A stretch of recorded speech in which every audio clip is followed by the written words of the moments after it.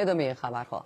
کارآفرینی در روستای چهلخانه فریدن توانسته با راه‌اندازی 5 کارگاه زمینه اشتغال 150 نفر را فراهم کند.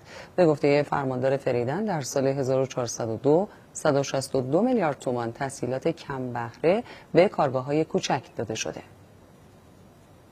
روستای چهلخانه فریدن که سری زدیم به یکی از کارگاه‌های اشتغالزایی فعال در این روستا. ما هدفمون ایجاد اشتغال تو منطقه فریدن بود و الان هم حدوداً 150 نفر مشغول کار هستن تو کارگاهی روستایی سطح فریدن. کارگاهی که از 0 تا 100 فرایند تولید را کارآفرینان و نیروی کار روستا انجام می‌دهند و نتیجه آن می‌شود صادرات پوشاک تولید شده از یک روستا به کشورهای همسایه.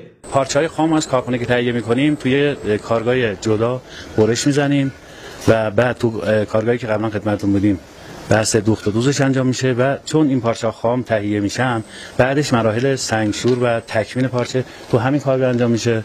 محصولاتی که ما اینجا تولید می‌کنیم به همه شهرهای کشور و عراق هم حتی ما صادرات داریم. اما طبق آمارها در 2 سال اخیر زمینه اشتغال برای بیش از 2900 نفر در سطح شهر و روستاهای فریدن فراهم شده است. ما واقعا اینجا بیکار بودیم، همه خانم روستایی‌ها کار نداشتیم. حالا دستشون درد از راضی هستیم. من خودم سرپرست خانوارم، خیلی کمک شده به هزینه کمک خرج برای خانوادم. در سال 1401 بیش از 115 میلیارد تومان اعتبار جذب شهرستان شد که بیش از 1716 نفر اشتغال ایجاد شد.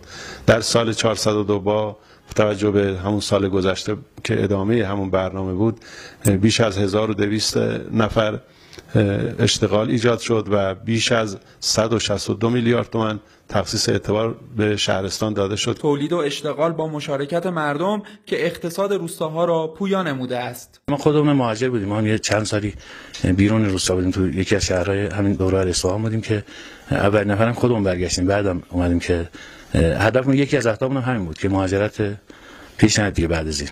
محمد رضا رمضانی، خبرگزاری صدا و سیما، بخش زنده رود شهرستان فریدن.